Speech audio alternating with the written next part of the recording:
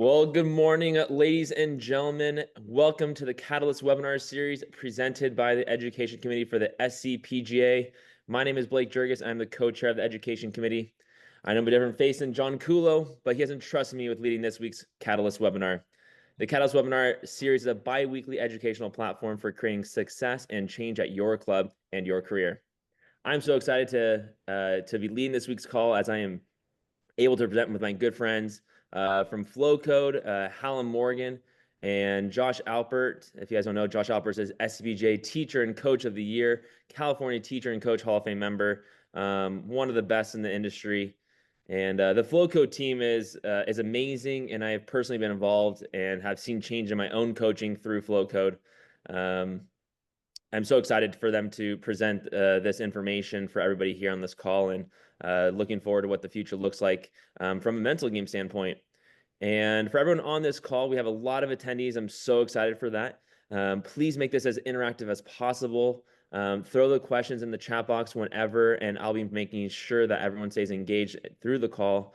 And again, just so excited to announce my friends from FlowCode. Everyone welcome Hallam and Josh. You guys, take it away. Thank you so much, Blake. Really appreciate it. Really appreciate it. And super grateful to be here. Great to see so many faces, so many people. We're excited to share a bit more about what we're up to at FlowCode. I know, of course, almost all of you will know Josh, who's on this call, but you won't necessarily know my background. So I'll give a very quick introduction into myself. I'm sure, Josh, you can give a quick overview as mentioned, and then we'll dive into the content. But first of all, just want to say thank you so much for taking your morning to join us. So my background, I'm the co-director of FlowCode, working alongside Dr. Rick Sessinghaus, who of course a lot of you will know. My role in FlowCode, it started off as essentially a mental skills coach, part of the team working with our students to help them shoot lower scores through improving their mind. It's evolved a lot since then. I'm predominantly working on the day-to-day operations of the business, working on business development, working on the sales front, working on growing the community of coaches that are passionate about this part of the game and understanding how they can help their students shoot lower scores through improving their mind. I've worked with players from elite amateurs up to the top level of the game here in Europe, so DP World Tour, but now working with very few players one-on-one and focused more on collaborating with our coaches to help them integrate these techniques into their coaching and also to help them build a more profitable business. So we'll be today talking about those two components. We'll be talking about how you can use the mind to shoot lower scores. And we'll also be talking about how you can then take that information and turn it into a more profitable business as well. Because that's something that all of us as a team are super passionate about. But Rick in particular, because of his journey, because of his story, he's super passionate about how do we help people make a more profitable business and also sustainable lifestyle in the coaching world, because he's been through that journey himself. So again, I want to say thank you so much. Josh, I'll pass over to you to do a very quick introduction, and then we'll dive straight into the content. Yeah, thanks, Hallam, and thanks, Blake, and welcome to this morning's Catalyst. Awesome to be a part of it. Josh Alpert, I've been a PGA professional for close to 20 years now, golf swing instructor for the entire duration. I've run a junior golf academy since 2009, so heavy into the junior world, heavy into into college golf players, although I am a golf swing instructor for just about everybody. My evolution as a coach has very deeply moved into the FlowCode world. Once upon a time, I thought of myself as someone who could just help people fix swings. And I now look at it in a much larger and more holistic manner, where the mental game and physical game are not even separate anymore in how I see it. They're all puzzle pieces. They're ingredients that go into how I can help people perform better on the golf course, how to help people shoot lower scores, and also enjoy playing the game more. Wonderful. Thank you so much, Josh. So as we dive into this, as I mentioned, FlowCode was created by Dr. Rick Sessinghaus. A lot of you will know Rick. You will have had some contact with Rick and obviously seen some of his presentations, and you'll know his story. Rick's been a PGA professional now, I think, for over 30 years. He won't say thank you to me if it's under, that's for sure, but I think it's over 30 years. Of course, a swing coach first. That was his passion to begin with. But then, as we all know, he went back to college about 20 years ago and dived into sports psychology. And that's been a huge passion of his. How do the best of the best train their minds to perform under pressure? So before we get started, I want to frame this whole presentation with a specific shot. And I'm going to give you some context to this shot before I show it. The shot that I'm going to show you is the 16th hole at Harding Park at the 2020 PGA Championship. Collin Morikawa, I believe, is playing in his first major championship, and he has the opportunity to go tied for the lead in this major championship in the final round. So he steps up onto the 16th tee box, and I'll show you what shot he hits. And I want you to think about, whilst we're showing this video, what led to that incredible golf shot that you're about to see. What puzzle pieces of performance enabled that shot to come to fruition?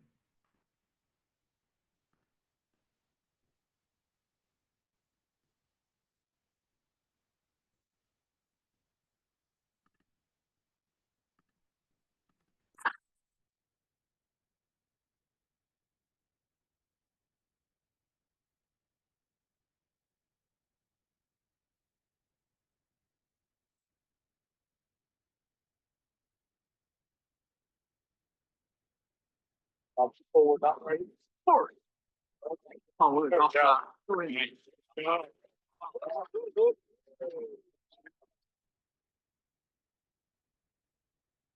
Okay, good stuff. So of course, a phenomenal golf shot, and we can all agree in that kind of moment with that amount of pressure, a phenomenal performance, right? And the question was at the start of the video, what enabled him to create that incredible golf shot? Now, I'm not a swing coach myself. I know all of you are on this call, and I know Josh is, Blake is, and of course, Rick is. And we, of course, understand that we need to create a great golf swing to execute on that kind of shot, right? Technical components need to be trained, skills need to be developed. There are puzzle pieces of performance that enable us to create that kind of result. Swing is first. Club face tells the ball where to go. Physics doesn't lie. But we believe there are other puzzle pieces. Physically, Collin had to be in shape. He had to be strong enough, mobile enough to create the golf swing, hit the ball that far, and execute on the golf shot.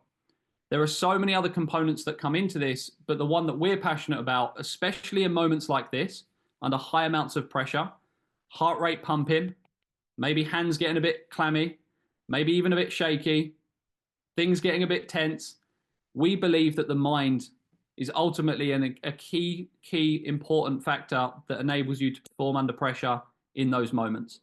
So what I want to share with you is a framework that we teach at FlowCode very quickly to understand how does improving your mind, how does training your mind connect to actually shooting lower scores. So I'm going to pull the slides back up here and we're going to dive into this. And then I'm going to pass over to Josh and he's going to take it a layer deeper for you, okay? A layer deeper on how he practically applies this to his students as well.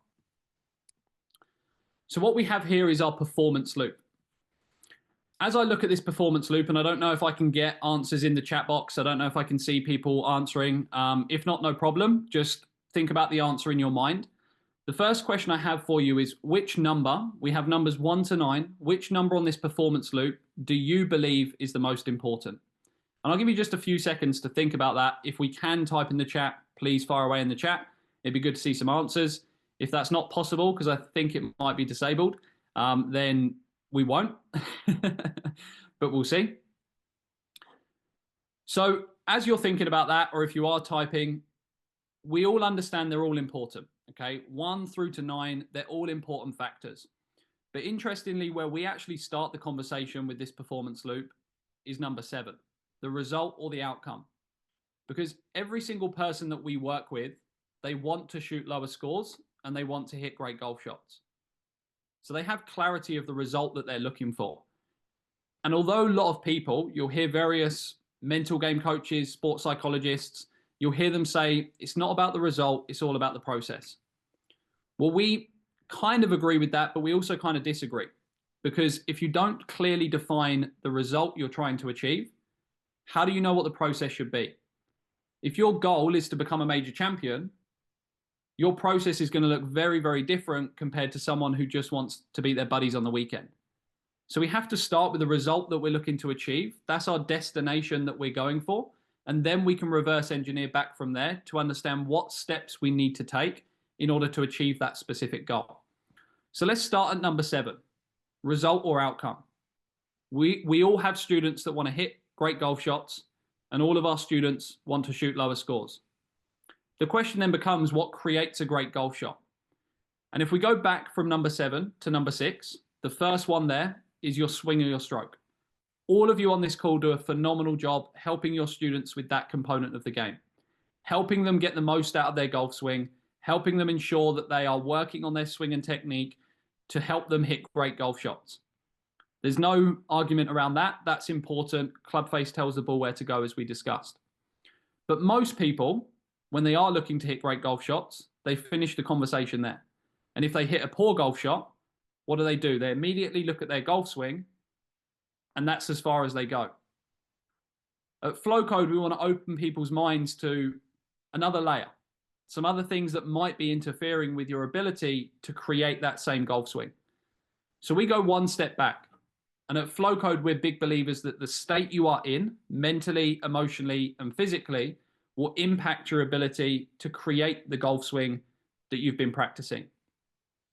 How many coaches, and again, I would love obviously to see hands and answers and stuff, but how many coaches on here have experienced their players flushing it on the driving range, shot after shot after shot, and then they go to the competition that week and they come back and they can't break 90?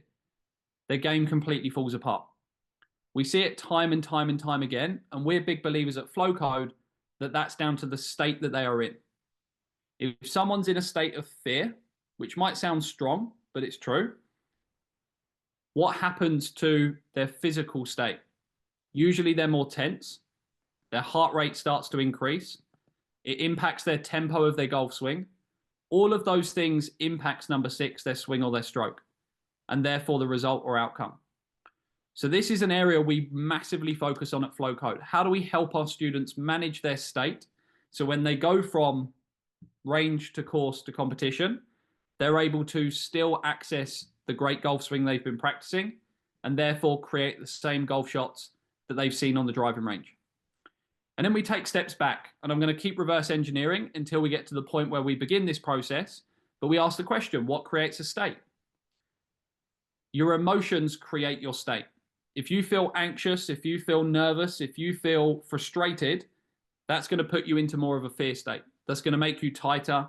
It's going to make your heart rate increase. It's going to make all of those components start to come to fruition. If you are confident, calm, focused, that puts you into more of a flow state. That enables you to feel more free. That enables you to ultimately surrender and be in flow. So if our emotions create our state, what creates our emotions? Our thoughts create our emotions. Most people think that the situation or the circumstance creates your emotion. And I'll give an example. I hit bad shot, therefore I'm angry. That's most people's belief. But it's not actually true. It's your thoughts or your perception about the shot that creates the emotion. Because I can hit the exact same bad shot on the driving range as I did in a competition, and I can feel very different emotions. Because my perception of a bad shot on the range is probably going to be different to a bad shot on the golf course or in competition. So it's our thoughts, our perception of the situation that creates the emotion. We then go one step back, and I'm going to jump number 2 and go to number 1. And we ask, what creates our thoughts? What we focus on, where we hold our attention, creates our thoughts. So I'm going to give an example all the way through now, from number 1 all the way through to number 7. So if I step onto the tee box and I've got water up the left-hand side on a par 3, and I look directly at the water with my eyes, and I hold my attention on the water, what thought is going to pop into my head? Probably don't go in the water, right? It's the first thing that pops into our mind. Our eyes are on the water, we're looking at the water, the thought pops in, don't go in the water. When that thought pops into my mind as a golfer, how does that make me feel? What emotions do I experience? Most likely some anxiety, most likely some nervousness. All of these things that we know our golfers experience. And when we have those feelings, what state does that put us in? That impacts my physical state. That makes me probably grip the club tighter. It probably makes my heart rate increase. It might even make my knees start to shake a little bit. And it probably impacts my tempo. Either I try and get it over and done with as quickly as possible, or I might even try and steer it and hold on to it, fight or flight. And when that happens, that impacts our golf swing. And therefore, we don't create the same golf swing we did on the driving range. And therefore, we hit a poor shot. And most of the time, that ball goes plop into the water where our attention was. So hopefully, this simple framework gives you an understanding of how we reverse engineer back from we want to help our players shoot lower scores. We want to see them hit great golf shots. How does FlowCode help them do that? Well, we help them train all of these skills because all of these things are skills. Focus is a skill. Mindset is a skill.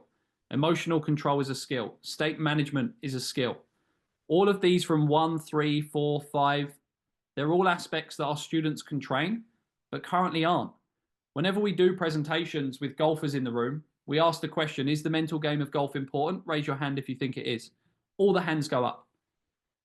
We then ask the second question, keep your hand raised if you currently train the mental game. All the hands go down. And we're like, wow, there's this disconnect, right? Between us understanding its importance, but this lack of training. So that's what we're here to help coaches like yourselves do through FlowCode, is understand how you can help your students train their focus, train their mindset, train their emotional control, train their state management, so they can access, no matter where they are, no matter if they're in high pressure moments, they can access that golf swing, that putting stroke, that short game motion that you've been working on, and therefore hit great golf shots when it matters most. So hopefully that makes sense. I'm going to pass over to Josh to strip another layer deeper on this and explain stories of how he personally uses it in his coaching. But the final thing I will mention is that it doesn't finish after the shot. The shot's hit. Normally we react emotionally immediately. And when we react emotionally, those emotions stay with us. And that leads into the next shot. And this cycle continues. Howard, great stuff so far, and really love the description here as far as the loop, and almost be able to print this out and provide to the students and be like, hey, this is where we start. Here's where we go next. Here's where we go next. Here's where we go next. It's funny. It's like the first few look like they're more about, hey, pick a club, pre-shot routine, kind of just go through the process stuff, and then it goes in the motion aspect and the how you feel, and then you hit the golf ball. It's when would you say then is 4 and 5 then the most important ones as far as out of all 9, at least for the most important ones? It's an interesting one. I mean, it's hard to rank which one's most important, in all honesty. We talk about the mental game, and the easiest way to define it for us is state management. So I would say number 5 is absolutely vital. What I would then say is number 8, number 9 is also absolutely vital too, because every single person is going to hit a bad golf shot in a round of golf. You're never going to have a round of golf where you don't hit a bad golf shot. So being able to have a process in place to ensure that doesn't impact the next shot, the next shot, the next shot, and that you can break that cycle is so vital. So I would say number 5, and then I would actually say number 8/9, in my opinion. But as I mentioned, for us, it all starts on what we're actually trying to achieve. Get clarity of the result or outcome we're looking for. So hopefully this loop gives you some clarity. Simple loop to understand. Again, powerful to show to your students. But I want to pass over to Josh now to give more of a description on how he has specifically evolved that loop and applied it to different scenarios with his players. Thanks, Hallam. Yeah, so this is so the anatomy of a golf shot. This is obviously, if you look at the clock and the 1 through 9 on the other one, we're now basically taking the same concept and building on what Hallam just said. This is what I use with pretty much every player that I work with now. It allows us to have a framework. It allows us to have a language that we can talk about, so that I can now ask questions to my students after they hit a golf shot, and we can now reverse engineer and have a conversation to try to figure out, when I hit my best shots, where was I with respect to the decision that I made, my commitment levels to hitting that golf shot, and then the actual physical execution of the golf shot. And in the exact same light, if a poor shot is struck, was it in fact that I just hit a bad shot because I didn't execute the shot well? Or if I'm really looking back at the shot, can I maybe decipher that the decisions that I'm making and my commitment levels to those decisions are a little bit faulty? So whereas I feel like a lot of players historically just look at, I am making poor golf swings, therefore I am playing poor golf. I think what we're trying to illustrate here that is definitely not necessarily the case. Quick story, a player that I work with, I've been working with since September, actually about middle of October. He's a freshman in college on the East Coast. He was a top junior golfer through AJGA, all of these different things, massive points, super elite player. And him and his best friend really kind of played golf together a lot. They really challenged each other. He tells me he gives him credit for a lot of his success just because they had so much fun trying to beat each other up that they would end up in these tournaments almost just trying to beat the other guy versus anybody else in the field. So the story evolves. He gets a scholarship, goes to college. His first half of the season, college, obviously we've got the fall season, the spring season. So he wraps up with his fall season and has never played worse golf in his life since he can remember. His dad calls me and says, "Hey, Josh, through FlowCode, I'm going to ask if you can spend some time with my son. He's a mess. Don't know what's going on. He just needs help." And, obviously not digging too deep into the conversation. The reality for him is when we stripped it away, he gets to college, he feels tremendous amount of pressure he's a super respectful kid. He's so grateful that his dad has done all of what he's done, that he wants to prove his dad like that he's worth this scholarship. And so he's playing for his dad now. His coach who took this scholarship spot for him, he wants to prove to his coach that he deserves to be there, and he puts a bunch of pressure on himself. He's got these new teammates. He doesn't want to be the one guy who's not playing well. So he's kind of framed himself into, I don't want to play poorly for the guys. I don't want to let people down. He's now playing for a completely different set of reasons than he'd played for the last bunch of years. And as it turned out, expectations, anger over not meeting those expectations, fear of being the guy who isn't going to be good, all of those things that we've kind of just circled back through that don't actually have to do with the result or the shot or the 6 or the 7 or the simplicity of hitting the golf ball, completely converted him into another player. And so obviously, our discussions, our mental game sessions, if you will, kind of dug into him understanding those things. And then we kind of role played out a lot of practice where he would literally imagine that he was playing with his best friend, Matt, in his qualifiers. And it allowed him sort of in an imaginary way to recreate who he was before. But if we look at that situation, his descent had nothing to do with his physical skills, even though he was hitting the ball all over the place. So that sort of is one example. Another one, just in another level, because we're like, well, does this only apply to super elite players? Very recently, 2 players that I work with, 2 gentlemen, they both shoot mid 90s, come in for golf lessons because they're playing what they feel are pretty easy golf courses, can't shoot the scores. And yes, their swings definitely do need some technical work.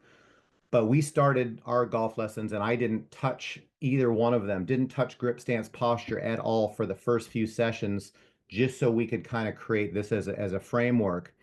And we started to realize very, very quickly that their minds were all over the place and not focused on the shot at hand. And that the decision-making aspect of, do I even know how far my clubs go? Am I even starting to pay attention to where I want to hit the ball? My distraction levels of other people's in the group and not being focused on the shot, and always angry after I hit a bad shot. And why do I always hit bad shots? And then coming back through and never really resetting and thinking about the next shot, but always thinking about the last shot. In our discussions, we realized that there is no methodology to how they're playing the game at all. And so, again, the lessons or the framework has now allowed me to help players understand that if we can start a shot by resetting ourselves, I'll use an analogy of a stopwatch. If we had 4 people and they were running the 100-yard dash, and the first player was going to run the race, and you said, on your mark, get set, go, and you press start, and they run the race and you press stop, and you never reset the mechanism, and then the next guy goes to run the race, do you have any idea how fast he ran? And then the third guy and the fourth guy, you have no measurement of shot by shot because you're not resetting yourself at the beginning of the shot. So our ability to just say this shot in front of me is the only one that matters. If I had a dime for every time I heard somebody say, I won this tournament because I stayed present and I stayed in the moment, what does that mean? It means that the person, before they even pull a club out of their bag, is getting themselves to a place. At FlowCode, we talk about breathworks, we use visualizations, we use meditations to help train getting ourselves into a productive place before we even begin to hit the golf shot. And then we come over to decision making. Obviously, for the purposes of this session, we can't dig deep. It's more of just a what the heck are they doing over here? We're making decisions. There's internal and external aspects of a decision. External, classic stuff like how is the ball sitting on the ground, wind, lie, temperature, where's the trouble, how far to the pin, how far to the front, all the normal things that we think about. But then there's also the internal things. What am I going to do with that information? If Blake has a 150-yard shot, he's probably hitting sand wedge or gap wedge because he's a strapping young lad, hits the ball a mile. Yes, I use the word lad. Hallam, that was partly for you because you're a Euro guy. I would not hit gap wedge in that situation. So who are we and what do we want to do with the information at hand is a complete decision. Committing to the decision. Now that we have made that decision, I'm seeing students across the board so much more focused on what they do not want to do versus what they do want to do. And if we have made a decision that is, I am going to hit this 9-iron 5 feet left of that flag, and it is going to land on the green, bounce and roll, an optimal shot would be 15 feet left of the flag just underneath the pin, then if my language is about what I want to do and I am seeing the shot that I'm about to hit visually, I use shot tracers. I like to see it on TV.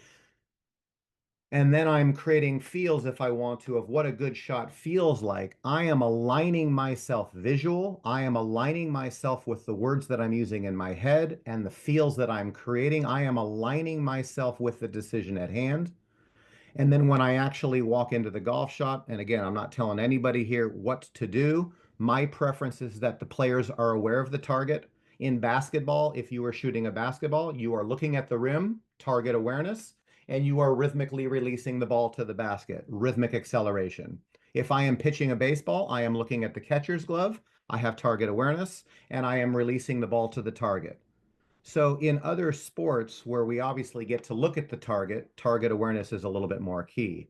In golf, I feel like if you look at the target and then you come back to the ball and your mind is immediately filled with, don't chunk it, hit it over here, oh my God, I'm listening to the people in the background, we're not really focused on the things that we probably would be in other sports. And that's really the final piece to that equation. Yeah. Assessment. Hey, Go Josh, ahead. can I add something in really quick? Yeah. Just like when it was just funny, I was like working with students yesterday around just the commitment aspect of things too. It's like just the moment of, when you went through all your process, you went through your awareness, you decide, you figure out the internal stuff, the external stuff, what's going on, and you make that decision of, am I gonna execute the golf shot, yes or no, and I'm gonna commit to my shot. And I think the big thing that when it comes to commitment, people sometimes think like, if my shot was great, I must have been committed. If my shot was bad, I must not have been committed, right? Or maybe I'm like that bad golfer, right? It's like we're human beings. And so I think if you worked on the commitment aspect of things of like, hey, did you commit to the shot? Yes or no? Write it down every single time you do. And then if you train your brain that way and you just kind of continue that same process, whether you hit good shots or bad shots doesn't really matter. But as long as you're training your mind into saying, hey, I'm going to commit to every single golf shot, and that's my expectations, it provides me not a result. It provides me that concept of where my mind is going is going to be more important than what the result is going to be at the long term, right? So I'm looking at long-term success versus the short-term success. One, like over grand scheme of long golf shots versus that one golf shot I hit that moment in that time. So I love this, again, the anatomy of a golf shot, and just be able to kind of lay out to the side, the commitment, once you hit the golf shot, and then kind of what you do after the golf shot, obviously super valuable and super important.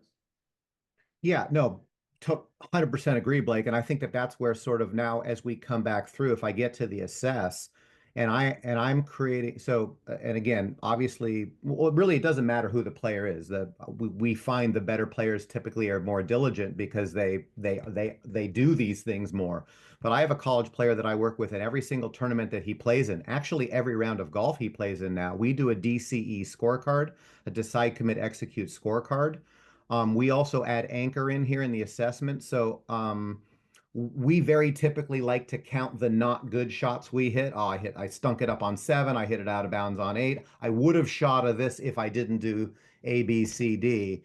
So I would say from the assessment standpoint, to your point, if we get done with a round of golf and there was some bogeys or there were some holes or shots that did not go well, I want the player to reflect back and say, how many decisions would have I done over again if I played that round of golf? So that, and again, if it's marginal, fine, whatever. I could have got it a little closer to the pin. I'm not talking about that.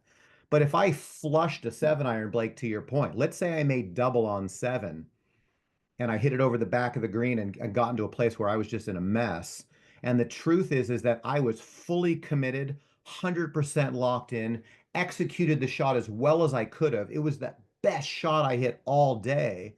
And I chose the wrong club and didn't factor the wind and really just needed to hit one less. I made a double bogey with perfect score commitment and perfect score execution. I just didn't make a good decision. So, or, I was completely made a great decision. I felt completely committed and I hit a shot. And to be frank, I think I just jumped at it a little bit. I just think I executed poorly. I was in a good space. Can we post round, post shot, learn what do we attribute the area of problem to? And then if we can list it out at the end of the day and we go back through it, I'm talking with the player about, okay, you made 4 or 5 decisions. Are they consistent decisions? Is there specific situations that lead to those decisions? Can we start to figure out maybe how to plan rounds of golf better? Or sometimes the commitment is external. The guy next to me, when he jingles his bag and I hear the coins, it just pisses me off. That's external things blocking commitment. Or it's internal, my own expectation levels. Man, I've got to hit a good shot. My own pressure I put on myself messes with commitment levels. But the idea is we're talking and we're learning about where is the excellence coming from. And I want to give myself kudos when I do the great thing so that I acknowledge I got the recipe right. And then when I don't get the recipe right, I'm really starting to look at where was the root of the problem so that I'm fixing the right things. Hey, I got a question for you both, for whether Hallam or Josh. Just curious on, obviously with breathing, there's, like we talk about breathing a lot in FlowCode. What are your guys' thoughts on finger ergonomics from that standpoint? I'm not sure if you guys are aware about what finger ergonomics are, but it's just basically the reducing strain on like your fingers and hands. Is that more valuable, more important? Is that just something that you do as well? If you know that, Hallam or Josh. So in terms of FlowCode, and this is a good topic to kind of open up, the reason FlowCode is called FlowCode is because we want to help every single golfer find their own code for flow. The same way every single person has different golf swings, different preferences, different personalities, we also believe that there's different techniques that work best for different individuals. So we actually run what we call mindset fittings, right? Same way you do club fittings, we do mindset fittings. So we actually want to take the student through different techniques and we want to figure out which combination of techniques work best for you as an individual in all these different scenarios. So we have so many techniques. Breath is just one of a much larger conversation and opportunity. We actually teach, and I'll give very, very quick overview. We teach 4 ways that you can change your state on the highest level. The first way is through any of your human senses. You can use any of your human senses to change your state in any given moment. Whether that is tactile touch, whether that's smell, whether it's sight, whether it's hearing, whether it's breath, whether it's any of those things, you can use to change your state. You can change your state through your mindset. So using past experiences, recall, that's also a powerful way to change your state. Self-talk through mindset. You can change your state through your social surroundings. We all know people who put us into flow. We all know people who put us into fear. Say no names said whatsoever. We also know that different environments can impact our state, right? Different locations. So we teach those four: sensory, cognitive, environmental, and also social. So what we would want to do, Blake, is there's not one better than another. Generally, breath is one of the foundations because it is one of the most kind of like optimal ways to change state in the moment. And we always have breath available to us. But there are so many ways. I've seen so many strange ways that have helped someone change their state. One example was super interesting. We use an EEG headband. So we measure brainwave activity and then we take students through different techniques. And one student, we were trying so many different things and we just couldn't get a result. We couldn't get him to shift his state in that moment, move from beta brainwaves to alpha and theta. We just couldn't. And all of a sudden he went down into like a crouched position. And as he did that, the score changed. And then we did it again, score changed. And we were like, wow, it happened time and time again. And we had a conversation. We were like, why is that happening? And long story short, he was a catcher as a junior in baseball. And that was just like mind blowing to me because I would never have suggested that he crouches down to help him get into a focused and calm state. But it was a place that made him feel comfortable. It was a place where he was focused and calm in the past. And recalling that experience into the present moment impacted his state. So I know that's a long answer, Blake, but hopefully that gives clarity of like, there isn't a preference. It's more about figuring out what works best for you. Blake, you want to lead us into the business world here? Yeah, once another question, just maybe quick thought, quick answer just from the chat box. Once you bring in a huge breath into your lower core belly, where do you direct it next? So I'm not sure again on the specifics of the question. I don't know if I fully understand it. Obviously we want to, what we traditionally teach is an extended exhalation, but that's dependent on what you're trying to achieve. So there are scenarios where some people might actually want to pump adrenaline through their body. Bryson DeChambeau, standing on the tee box, he wants to pump adrenaline through his body so he can hit that ball further. So it's not necessarily, it's about understanding how you manipulate breath for that purpose. But generally to create a deeper sense of calm, we would be suggesting that people exhale either through nose, preferably, or through what we call pursed lips. And they exhale extended for as long as possible to create that deeper sense of calm and put them into a parasympathetic state. I don't know if that answers the question, but hopefully it does. Yeah, it's cool. Great. And I think we were talking about in the very beginning of how FlowCode was this training aspect of things and being able to have a mental game training aspect of things. How can we do, like how does FlowCode get involved in a business, whether you're a coach or whether you're just a golfer or whoever it is that wants to dive deeper into this, like what does that look like for the business from FlowCode? Sure. Yeah, when Rick created FlowCode, he always had that passion. He always wanted it to be more than just information, right? He's done so many certifications in his career and they've all been incredible. He shares that. But one of the challenges that he had was like, how do I take that information and how do I turn that into a more profitable business? Because, and we'll share some examples in a second, but he knows the experience personally, the challenges of missing family time, burnout, the list goes on, spending all these hours on the driving range and actually not creating a more sustainable lifestyle that enables him to maybe even play golf himself, that enables him to make sure he's energized and can bring the most value to his students. So whenever we created FlowCode, we always had that vision in mind, and that's ultimately what we're passionate about as well. Helping coaches support their students to shoot lower scores through improving their mind, but then also helping coaches use that information to build a more successful business as well. So I want to frame this in terms of Rick's story. I know he's not here, but I'll kind of talk for him in this sense. And where Rick started his journey is the same as anyone else. When Rick started working with Colin first, he was charging him $60 an hour. That was nearly 20 years ago now. And I hope he's a slightly different price point now, fingers crossed. But ultimately, within 4 years of that process, he was then fully booked and he was charging about $100 an hour. So I'd imagine there's a lot of people on the call that are in similar positions, which is fantastic, right? Fully booked, $100 an hour, great. Seems like it's huge amounts of success. But from Rick's perspective, there were still multiple challenges that made his business very difficult and therefore prevented him from bringing as much value to his students as he'd like. The first one, and I obviously didn't experience this, again, I'm sure lots of people on this call did, but El Nino. I believe it was a February one year, and Rick was able to coach 2 days, I think, for the entire month, he said. So again, environment, weather, conditions impacted his coaching. He also tried to create a previous business to scale what he was doing called MZ Golf Coach, and it failed miserably. It kind of leads into the fourth one here, that he had no team around him. He was a solo entrepreneur trying to be every single person, wear every single hat, and ultimately failing miserably, right? Failing twice, 3 times, trying to build something that could help him scale his business. And then also scenarios, and it's not just night golf schools, but scenarios where the business just didn't make sense. He was actually, almost all of his money was being taken from him, and ultimately he wasn't benefiting. He was working the hours, but not seeing the reward. So all of these challenges mean that, yes, great, we're fully booked, but are we actually living the life that we want? And those things cost him family time, like I mentioned, cost him money, cost him his health, whether that's mental health, physical health, burnout.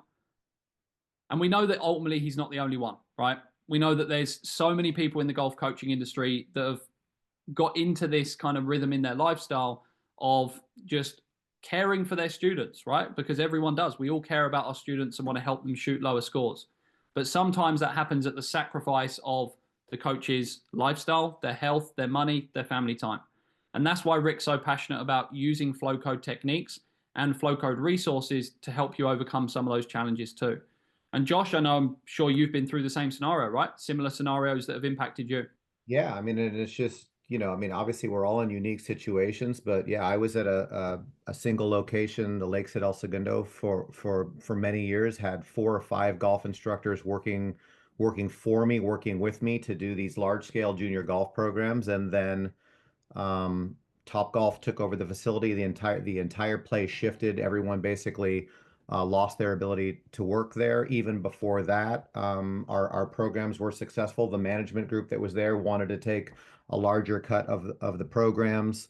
We all know the COVID story, and then finding places through COVID and dappling and moving into the indoor world, trying to find space to do the thing. In my case, we had the customer base, the ability to do it, the people that wanted to do it, and physically didn't have locations to offer the programs that were already successful. So we had created the success and didn't have the ability to do it. Others looking for spaces to do it at. Everyone's got a different story. But this is the other side of the FlowCode coin, which is through using portals, through group instruction, through a different way of maybe helping your players get better, we can solve some of those problems. For sure. So ultimately, that's why we created FlowCode. I mentioned it at the start. We want to help players shoot lower scores when it matters most through improving their mind. But we also wanted to help coaches build a more successful and sustainable business and also lifestyle. So in terms of what FlowCode offers to you as golf coaches, academy owners, and various others, we call it the ultimate golf coach solution. And that's really bringing together everything that we just mentioned. Resources, tools to help your players shoot those lower scores and also build a more successful business. So what does that ultimate golf coach solution include? Or who is it perfect for? Very quick, these are obvious. Perfect for those who are looking to help their players shoot lower scores. Coaches looking to scale their business without necessarily working more hours on the lesson tee. Forward-thinking coaches. It's not so perfect for those who just believe in swing mechanics. I would say if you're on this call, that's probably not you. Not for those looking for quick wins without effort, and also not for those coaches who aren't interested in growing your business. But in terms of what's included, so this is the core of what we provide at FlowCode to golf coaches and how we work with academies as well. The reason that we introduced this solution, we were having so many conversations with academy owners, college teams, and individual coaches, and asking them what their current mental game solution was. And as we were having those conversations, more and more coaches were sharing with us this shift from like a want to have a mental game solution to actually a necessity. Like we need a mental game solution, because if we don't, we're actually falling behind. And as we started to dive a bit deeper and understand, okay, well, what are the mental game solutions for academies to provide? What we started to find was that most academies, the only option was to bring someone in. They maybe do a 3-hour workshop with your students, and then you wave that person goodbye and you don't see them again for another month. That's fine, but can you imagine doing that with a fitness trainer? You bring a fitness instructor in, they do a great workout for 3 hours with your students, you wave them goodbye and don't see them again for a month. And then we expect our students to get stronger and more mobile. Just wouldn't happen, right? We know that's not going to happen. So we believe the mind's the same way. We need this consistent training. We need a gym for the mind. And that's ultimately what this is. A white labeled, we call it mental game app. But the easy way to understand it is a gym for the mind for your students. So they can come in, they can work through FlowCode programs under all of your branding, your logos. They can train their mind through live sessions that we host daily that are practical, teaching them different techniques like breathwork, meditation, visualization, coaching from Rick, coaching from Josh, coaching from myself, coaching from our team. So they get access to that on a daily basis. And you can start to build your own community of golfers that are shooting lower scores through improving their mind. But FlowCode gives you all the resources to do so. So that's essentially how we're working with organizations, academies, coaches, to give you your own white labeled mental game app or a gym for the mind. In addition to that, every single person as part of this package gets access to our Master Coach certification. I know that the renewal for PDR credits is up soon, I believe. So you get 16 PDR credits for completing the Master Coach certification. You also get access to 2 one-on-one business coaching calls with our head of business coaching, Chris Nasil. This really helps you launch this opportunity and actually helps you turn this into a profitable business to help your players shoot lower scores through improving their mind, but then actually launch this platform to help you build a more successful business. You also then get 2 weekly group coaching sessions on the business side of this too. So we really load in on as much support on the business component as possible, because the more feedback we've got from coaches is that they need as much support as possible here. They want support to build that more successful business. So every single week, twice per week, we bring the community together. Community of like-minded coaches that are passionate about these same things, helping their players shoot lower scores, but also building a more successful business. And we host that live Q&A so you can ask questions, ask Chris questions, and engage with the rest of those coaches that are on that exact same path. We also then do a live launch webinar. Blake, actually, we're doing his on the 6th of March, I believe. So we're doing a live launch webinar to promote this new platform. So when you realize and you announce to your community, I have this gym for the mind for my students, we help you, we support you in doing a live launch webinar. You can do that in person, you can do it hybrid, in person and online, but we help you announce that to your students so they can start to understand the value that they get access to. We also provide marketing templates, a whole library of these to help you obviously share this with your students as well. And then Rick also does a personalized partnership announcement video. So he'll share a video that you can share across email, social media, announcing that he's working with you. So if we use Blake as an example, he'll say, I'm super excited to be working with Blake at Kota Dakaza. We're going to help you shoot lower scores through improving your mind inside Blake's mental game app. And we announce that partnership so you can share that out to your audience as well. So what we've really tried to build here at FlowCode, like I mentioned, is we've tried to give you the resources you need to help your players shoot lower scores when it matters most.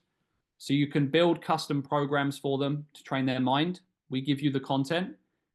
Your students get access to all the live coaching that we provide, so you don't have to do it. They get access to our library of techniques. We have golf-specific breathwork, meditations, visualizations, and more.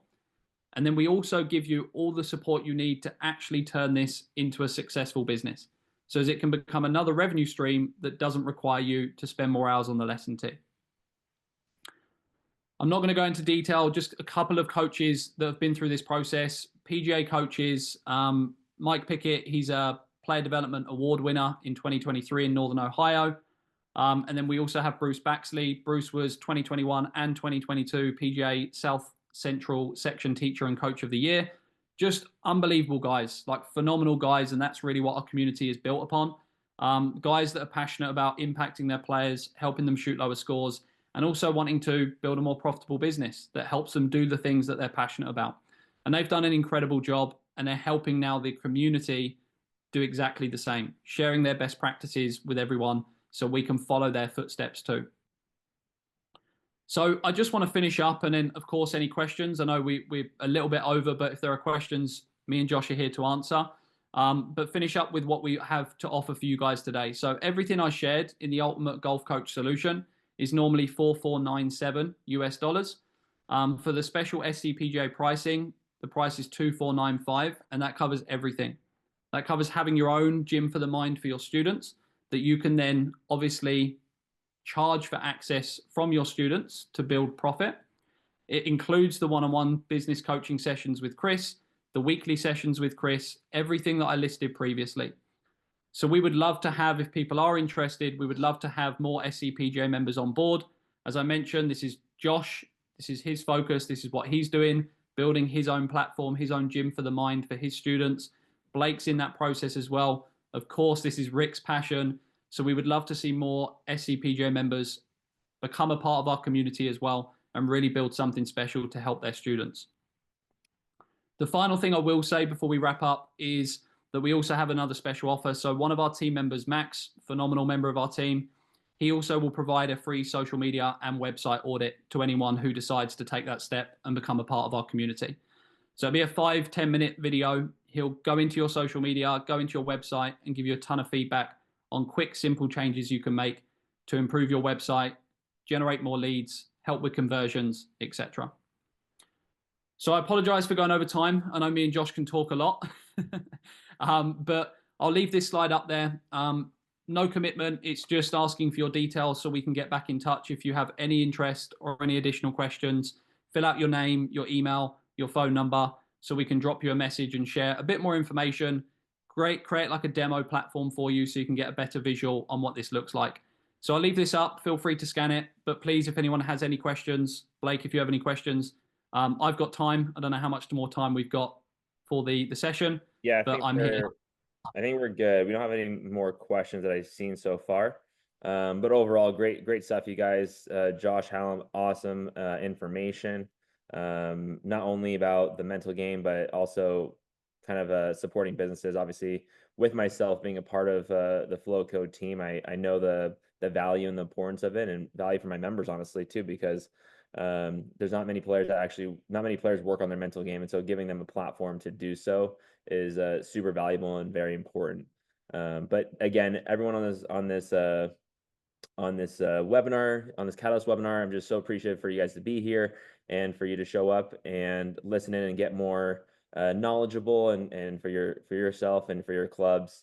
If there's no more questions, then we'll wrap this up around this Catalyst webinar. We'll be back in 2 weeks. I'm sure John Kulo will be leading the charge on that one. But again, everyone, thank you so much. And thank you, Josh and Hallam, for your support in this Catalyst webinar. Thanks, Blake. Thanks, everyone. See you guys soon. Appreciate it. Thank you all. Have a wonderful day.